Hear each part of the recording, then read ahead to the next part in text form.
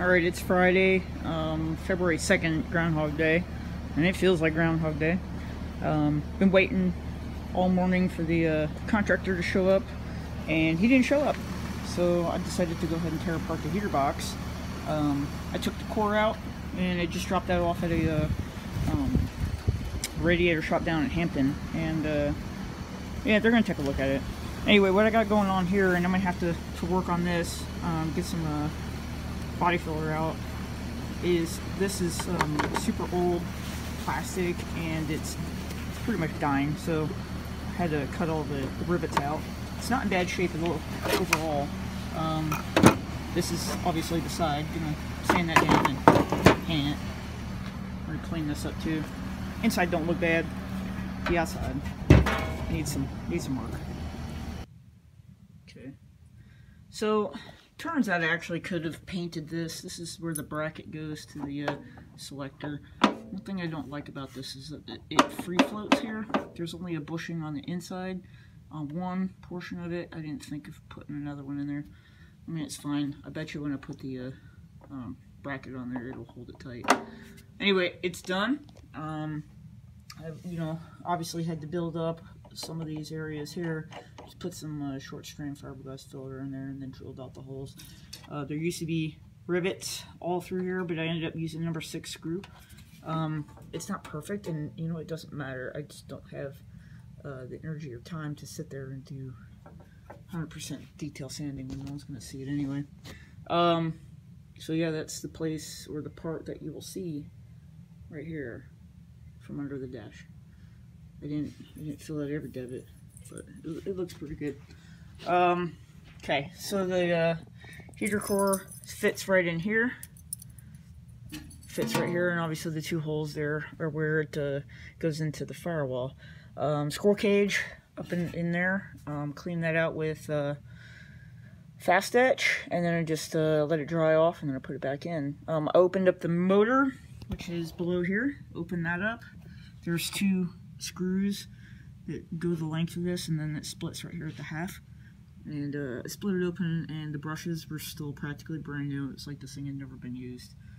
So, heater box is done with the exception of the heater core. So that's at least one project done for the day. Oh yeah, I forgot to add too that all these screws actually were like self-tapping hex screws earlier, and I took them all out and put number 12 screws in there. It'll hold nicely. Alright, about to close up this side and move the truck over. So, got the firewall pad pushed up in there. I know it's really dark, it's hard to see, but that firewall pad has been sitting there for probably about 8 months, and I couldn't get the little clips to fall in, so I got my little Dremel tool, that little grinder bit, and walled out the hole just enough, and I was able to push them in. And the heater, I mean, that's a great reflection for rattle can. Mine, I don't know how to turn on a there we go. Now I've got some light. So right here, I guess it was an option to get some kind of extra louver right here. I've got the holes for it, and I've got the little hardware in it, but I don't have the louver. It was never here, and I don't know. I'm not sure what I'm going to do. I might make something or throw a filter or something in there. All it is the outlet. Well, you know what? Let me take that back. Filter ain't going to make a difference. That's the outlet. Inlet's over there. Mistake I'd made months ago when I threw the carpet in kind of haphazardly. I cut it a little crazy, so that's missing. I don't even think I have any extra to throw in there. Maybe I can get some kind of contact adhesive and pull this over. I don't know yet. It was only $100 for the carpet, but I don't want to buy a new one yet. So now I got to climb over there when I move the truck and put the rest of that pad in. Alright, I took the heater back out because I hooked it up to the switch and it wasn't working. So, tested it. Turns out the motor, I put it in too tight and it was binding down. So now I've got it hooked up to a ground.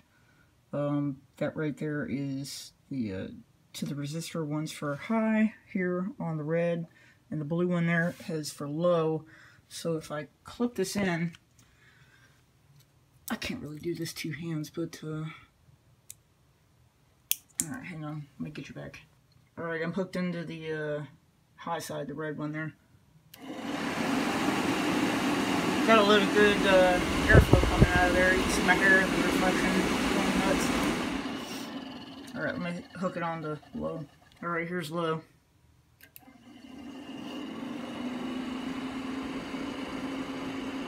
Got pretty good airflow coming out of there.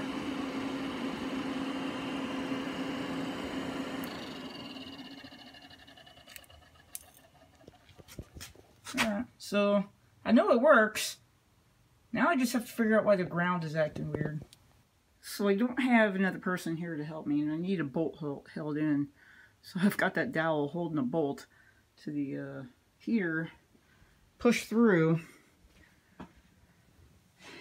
It's right there. So I got just enough threads that I can pop the washer and the nut on. And then I'm going to pop the cover off. This goes to the heater where the motor is. I'm going to pop that off and take a look, because I'm curious about where those wires are laying, and I don't want them to get pinched. Yep, what I thought was the wires are kind of jammed up under here, so I'm going to have to climb back underneath and see what I can do.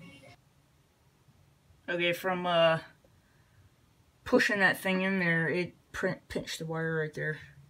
So let me fix this. That one seems alright, but this is the ground wire, so I don't need that causing any problems. Alright, I've got the motor flipped 180 degrees from what it was earlier, so I had to take off the squirrel cage, flip the backing plate about 180 degrees, and then bolt it back down. So I'm going to give this a shot now. Okay, here it is.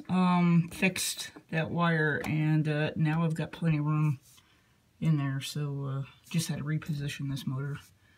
Let me get the cover back on.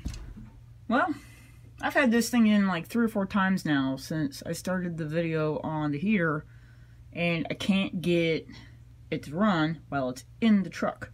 And I've got an extra ground that would go to the body. I threw this on there to kind of give it a fake body ground, and I'm not getting anything. So what I'm thinking is the on the motor, the plastic piece here is pressing weirdly on the motor, and it's overloading it. So I already did it. I already bought a new motor. It'll be here any day. So I'm going to yank this thing out one more time, replace that motor to be sure that it's a new motor and not one from 1962. I don't need this truck burning down. So I'm going to close off this video with an epic failure on getting this thing to work. Next video, I'll bring you back, and we'll have it running. Alright, that's all I'm doing today, folks. I'm tired of it. I can't do this no more. So have a good night. See you later.